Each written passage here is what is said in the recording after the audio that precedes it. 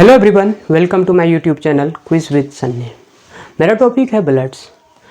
Blood के बारे में अगर पढ़ रहे हैं तो सबसे पहले जानना ये ज़रूरी है कि ब्लड की स्टडी को हम क्या बोलते हैं। ब्लड की स्टडी को हम हीमेटोलॉजी बोलते हैं और हीमेटोलॉजी दो वर्ड्स मिलकर बना हुआ है। First one is Hima and second word is ology. Hima means क्या होता है, ब्लड होता है, और ओलॉजी मीन्स क्या होता है, स्टडी होता है। तो ब्लड की स्टडी को हम क्या बोलेंगे, हीमेटोलॉजी बोलेंगे।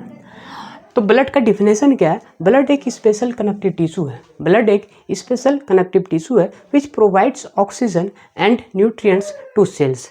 ब्लड एक कनेक्टिव टिश्यू है जो सेल को प्रोवाइड करता हो, किससे? ऑक्सीजन और न्यूट्रिएंट से। तो ब्लड के बनने के प्रोसेस को हम क्या बोलेंगे, haematopoiesis. Formation of blood is known as haematopoiesis. और ब्लड बनता कहाँ कहाँ है, ब्लड बनता कहाँ कहाँ पर है, ये डिपेंड करता है कि आप लाइफ के कौन से स्टेज पर है। अगर फीटल स्टेज में हो, अगर आप फीटल स्टेज में हो, एम्ब्रियोनिक स्टेज में हो, तो योक्सिक से में बनेगा, उसके बाद लीवर से बनेगा, उसके बाद फिर स्प्लीन से बनेगा, और ऑल बोन मेरो, और सबसे लास्ट में लॉन्ग बोन मेरो में बनता है। और लॉन्ग बोन मेरो का जो एग्जाम्पल है वो फीमर है। आपको पता है कि फीमर क्या है, एक लॉन्ग बोन है। अब ब्लड में क्या क्या होता है? ब्लड की जो वॉल्यूम होती है वो 5 लीटर होती है। फीमेल में, ह्यूमन फीमेल में जो ब्लड होता है, फीमेल में जो होती है वो होता है 4.5 लीटर, एंड मेल में 5.5 लीटर। तो एवरेज वॉल्यूम जो होता है वो 5 लीटर होता है। इसका जो पीएच होता है वो 7.4 होता है। पीएच जो होता है 7.4 होता है, 7 से ज़्यादा है, 7 से ज़्यादा है, इसलिए ये एल्कलीन होगा। इसका मतलब ये नेचर जो इसका होगा वो बेसिक का होगा, और 7 से कम का जो नेचर होता है वो एसिडिक होता है। अब ब्लड की जो कलर है वो डिपेंड करता है कि ब्लड कहाँ पर है। अगर ब्लड आर्टरीज में है तो इसका कलर जो होगा वो ब्राइट रेड होगा। अगर ब्लड आर्टरीज में है तो ये ब्राइट रेड होगा, अगर वेन्स में है तो ये डार्क रेड होगा। आर्टरीज में ब्राइट रेड क्यों हो रहा है? क्योंकि इसमें जो ब्लड है वो ऑक्सीजनेटेड ब्लड है, इसलिए इसका कलर ब्राइट रेड है। और वेन्स का कलर डार्क रेड है क्योंकि इसमें डीऑक्सीजनेटेड ब्लड है। अब हम लोग पढ़ रहे हैं क्या कि ब्लड में क्या क्या पाया जाता है। ब्लड के कंपोनेंट्स के बारे में पढ़ने के लिए हमको सबसे पहले क्या करना पड़ेगा, एक टेस्ट ट्यूब लेना पड़ेगा। एक टेस्ट ट्यूब लेंगे, उसमें हम ब्लड को डालेंगे, उसके बाद हम उसमें एंटीकोगुलेंट को डालेंगे ताकि वो थक्का ना जम जाए, ताकि उसमें क्लोटिंग ना हो, इसलिए हम उसमें एंटीकोगुलेंट डालेंगे। उसके बाद हम क्या करेंगे, उसको सेंट्रीफ्यूज करेंगे विद हाई स्पीड, बहुत ज़्यादा स्पीड के साथ सेंट्रीफ्यूज करेंगे। उसके बाद क्या होगा, डेंसिटी के बेस पर ये लेयर बाय लेयर सेट हो जाएगा। तो ये 3 लेयर में सेपरेट हो जाता है डेंसिटी के बेसिस पर।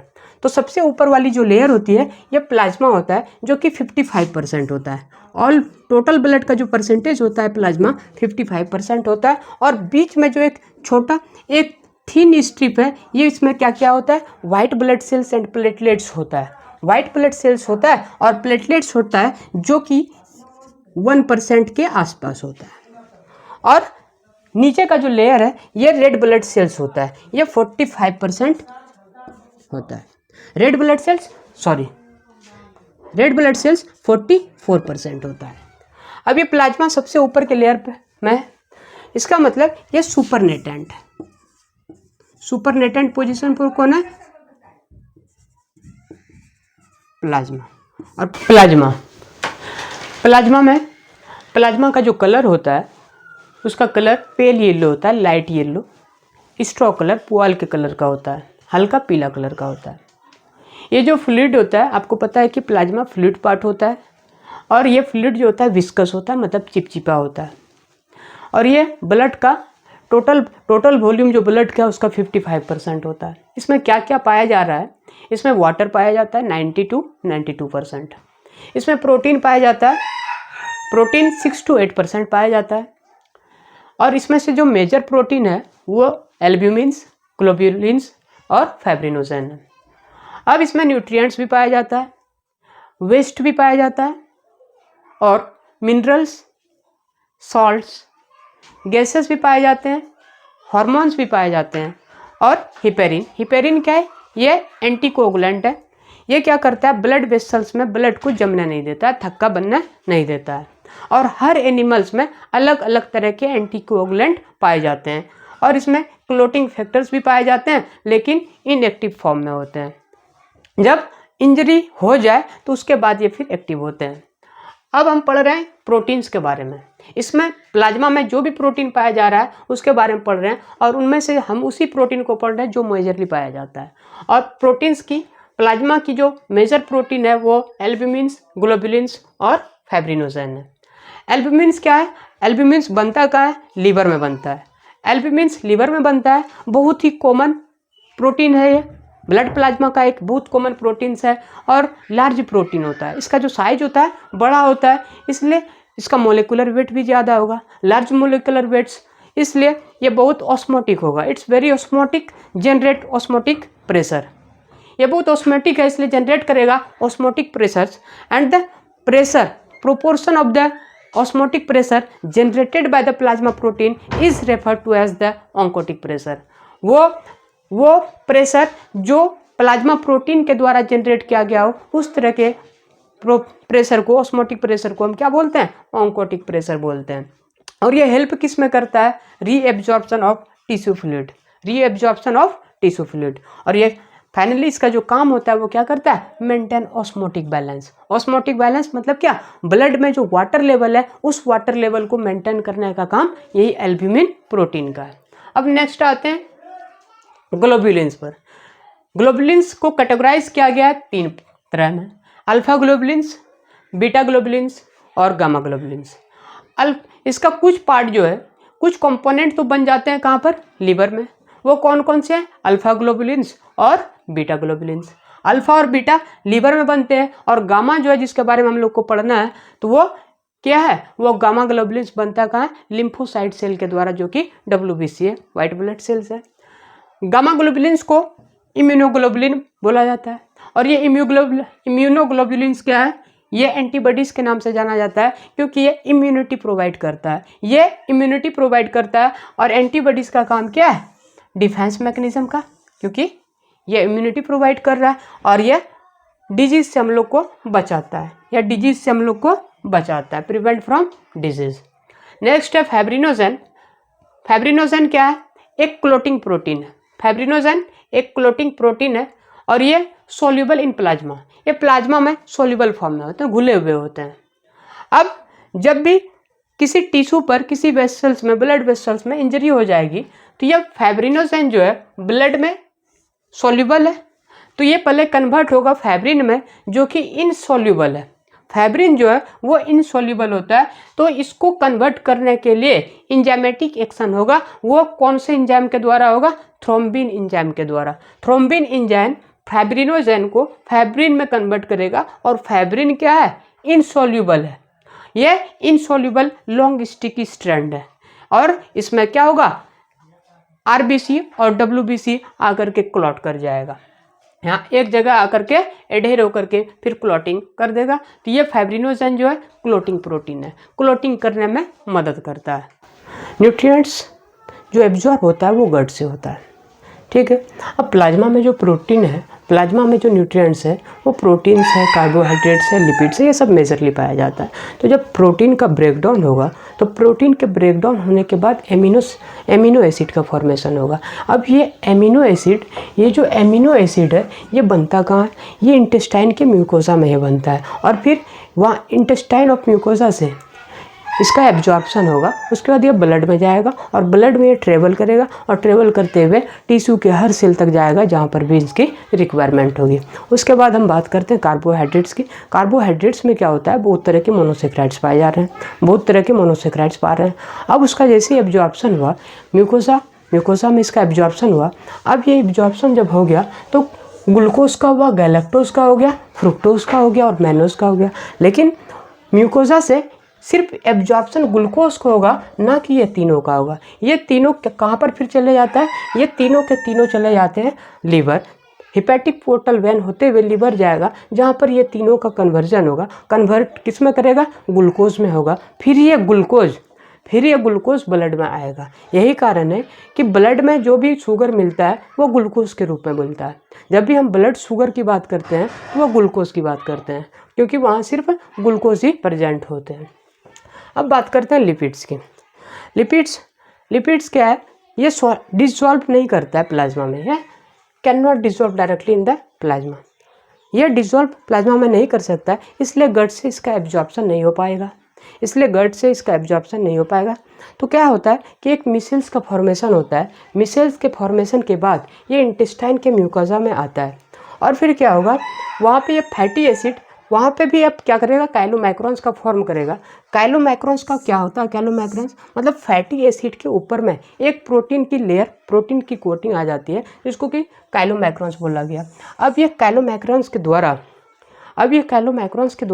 आएगा कहाँ, डायरेक्टली ब्लड वेसल्स में नहीं जा पाएगा। फिर ये कहाँ जाएगा, ये लिम्फेटिक सिस्टम में आएगा, और लिम्फेटिक सिस्टम में लेक्टियल्स के थ्रू ये ब्लड में जाएगा। ठीक है, अब बात कर लेते हैं कोलेस्ट्रॉल की। अब कोलेस्ट्रॉल जो है 2 टाइप्स के हैं। एक हाई डेंसिटी लिपोप्रोटीन, ये क्या, high density lipoprotein and low density lipoprotein. High density lipoproteins को हेल्दी फॉर्म ऑफ कोलेस्ट्रॉल भी बोला गया है, और लो डेंसिटी लिपोप्रोटीन्स को बैड फॉर्म्स ऑफ कोलेस्ट्रॉल भी बोला गया है। क्यों इसको हेल्दी फॉर्म ऑफ कोलेस्ट्रॉल बोला गया, हेल्पफुल कोलेस्ट्रॉल बोला गया? ये इसलिए ये करता क्या है कि जो भी ब्लड में फैटी मटेरियल्स रहता है, उस फैटी मटेरियल्स को कैरी करके ये लीवर में पहुंचा देता है, और लीवर में उसका प्रोसेसिंग होता है। अब ये क्या करेगा, जब इसका अमाउंट ज़्यादा होगा तो ये हम लोगों को बचाता है किससे, एथेरोस्क्लेरोसिस से। इसमें क्या होता है कि अगर ये ब्लड में प्रेजेंट रहेगा तो आर्टरीज के वॉल में डिपॉजिट हो जाएगा फैटी मटेरियल्स का, जिसके कारण क्या होगा कि ब्लड फ्लो में ऑब्स्ट्रक्ट होगा। ब्लड फ्लो आसानी से नहीं होगा क्योंकि थिकनेस जो आर्टरीज की वो कम हो जाएगी। ठीक है, अब एलडीएल क्या है, और LDL bad form of cholesterol इसको क्यों बोला जाता है? बैड फॉर्म ऑफ कोलेस्ट्रॉल इसको इसलिए बोला जाता है क्योंकि ये क्या करता है, जो भी स्टोर्ड फैटी मटेरियल्स रहता है उस फैटी मटेरियल्स को लीवर से ब्लड में ले आता है। जब ब्लड में इसका अमाउंट बढ़ जाएगा तो आर्टरीज के जो वॉल्स है उस पर ये प्लेक फॉर्म कर देगा, किसका, फैटी प्लेक का फॉर्म कर देगा। इसके कारण से क्या होगा कि आर्टरीज की जो थिकनेस है वो कम हो जाएगी, जिसके कारण से ब्लड फ्लो कम होगा, ऑब्स्ट्रक्ट होगा। अब इसके कारण क्या हो सकता है कि एथेरोस्क्लेरोसिस का चांस इसमें ज़्यादा है। ठीक है, प्लाज्मा में वेस्ट क्या क्या होता है, यूरिया और मेटाबोलाइट्स। ये यूरिया का फॉर्मेशन कहाँ होता है, लीवर में होता है। कैसे होता है, जैसे कि कोई भी नाइट्रोजन वेस्ट है, जैसे प्लाज्मा में बहुत ज़्यादा वाटर का परसेंटेज है, अगर ये वाटर के साथ नाइट्रोजन कंबाइन कर जाएगा तो ये अमोनिया का फॉर्मेशन करेगा, और अमोनिया एल्कलीन बहुत ज़्यादा होता है, इसलिए क्या होगा, ये बहुत टॉक्सिन्स होता है, ये बहुत टॉक्सिक होता है, जिसके कारण से हम नहीं चाहेंगे कि ब्लड में ये अमोनिया सर्कुलेट करे। इसलिए ये लीवर जाता है, और लीवर इसको क्या करता है, कन्वर्ट करता है यूरिया में, क्योंकि यूरिया हाईली सॉल्युबल है, यूरिया बहुत हाईली सॉल्युबल है, और अमोनिया बहुत टॉक्सिक है क्योंकि वो ब्रेन प्रॉब्लम भी कर सकता है। इसलिए ये यूरिया में कन्वर्ट करता है, करने वाला कौन है, लीवर। अब ये यूरिया बहुत सॉल्युबल है। अब उसके अलावा जो भी टॉक्सिन्स है उसका ब्रेकडाउन होकर के मेटाबोलाइट्स का फॉर्मेशन होता है। अब ये मेटाबोलाइट्स क्या है, मतलब कि जो लार्ज मॉलिक्यूल्स होता है टॉक्सिन्स का, उसका ब्रेकडाउन होकर के मेटाबोलाइट्स में होगा, और फिर जो यूरिया और मेटाबोलाइट जो भी चीज़ आ रहे हैं, लीवर इसको क्या करेगा, किडनी को भेज देगा, और किडनी इसको एक्सक्रीट कर देगा। उसके बाद करते हैं कि प्लाज्मा में मिनरल्स कौन कौन से प्रेजेंट होते हैं। प्लाज्मा में कुछ मिनरल्स हैं, जैसे सोडियम हो गए, कैल्शियम हो गए, मैग्नीशियम है, बाइकार्बोनेट है, और क्लोराइड एक्सेट्रा, ये सब मिनरल्स प्लाज्मा में पाए जाते हैं। उसके बाद गैसेस CO2, O2, नाइट्रोजन। अब कार्बन डाइऑक्साइड इसमें पाए जाते हैं, ऑक्सीजन, जिससे कि आप लोग को पता होगा कि जनरली O2 जो है, ऑक्सीजन जो है 98.5 to 99% ये जो होता है वो होता है इरिथ्रोसाइट्स में, मतलब RBC में होते हैं, रेड ब्लड सेल्स में होते हैं, और वो किस रूप में होते हैं, ऑक्सी हेमोग्लोबिन के रूप में होते हैं, ऑक्सी हेमोग्लोबिन के रूप में। मतलब ये हेमोग्लोबिन के साथ बाइंड होकर के ये रहते हैं, और जो लगभग 1% का है वो ब्लड प्लाज्मा में होते हैं, और इसमें इस गैसेस में कुछ नाइट्रोजन भी पाए जाते हैं। इसके बात करते हैं कि इसमें हार्मोन्स पाए जाते हैं ब्लड प्लाज्मा में, कुछ हार्मोन्स भी है। अब हार्मोन्स क्या है? Hormone is a chemical messenger. ये क्या है? केमिकल मैसेंजर है। प्रोड्यूस्ड किसके द्वारा होता है? इंडोक्राइन ग्लैंड के द्वारा होता है। ये प्रोड्यूस्ड इंडोक्राइन ग्लैंड के द्वारा होता है। It's carried in the blood from the endocrine gland to its target tissue. ये इंडोक्राइन ग्लैंड के द्वारा कैरी किया जाता है टू इट्स टारगेट टिश्यू, जहाँ पर भी चाहिए। अब ये हार्मोन्स कौन कौन सा प्रेजेंट होता है? इंसुलिन प्रेजेंट होता है, ग्लूकागोन, उसके बाद थायराइड। इंसुलिन जो हार्मोन है, यह हार्मोन कहाँ पर प्रोड्यूस्ड होता है? प्रोड्यूस्ड इन द बेटा सेल्स ऑफ द पेनक्रियास। अब जो ग्लूकागोन है, इसका प्रोड्यूस कहाँ पर होता है? In the alpha cells of the pancreatic islets. इसका ग्लूकागोन का जो प्रोड्यूस होता है, ये ग्लूकागोन प्रोड्यूस्ड कहाँ पर होता है? Produced in the alpha cells of the pancreatic islets. उसका थायराइड जो है थायराइड ग्लैंड के द्वारा प्रोड्यूस किया जाता है। थायराइड कहाँ बनता है? Produced by the thyroid gland. उसके बाद क्या है कि हिपेरिन एंटीकोगुलेंट है। ऑलरेडी मैं बता दिया हूँ कि ये एंटीकोगुलेंट है। ये ब्लड को क्लॉट करना नहीं देता ब्लड वेसल्स में जो भी होता है, ताकि ये क्लॉट नहीं करे, इसलिए ये हिपेरिन प्रेजेंट रहता है। अब इसमें कुछ क्लॉटिंग फैक्टर्स भी पाए जाते हैं, वो इनएक्टिव फॉर्म में होता है। जब भी किसी टिश्यू पर इंजरी होगा, जब भी टिश्यू या ब्लड वेसल्स पर इंजरी होगा, तो उस टाइम पर ये एक्टिवेट होता है और फिर ये अपना काम करता है। और जनरली ये क्या होता है? क्लॉटिंग फैक्टर्स इनएक्टिव रहता है। तो ठीक है, ये सब चीज़ हम प्लाज्मा के बारे में पढ़ाया आपको। अब नेक्स्ट वीडियो जो हम लोग पढ़ेंगे वो इरिथ्रोसाइट्स, आरबीसी के बारे में पढ़ेंगे। नेक्स्ट जो हमारा वीडियो होगा वो आरबीसी का होगा। धन्यवाद।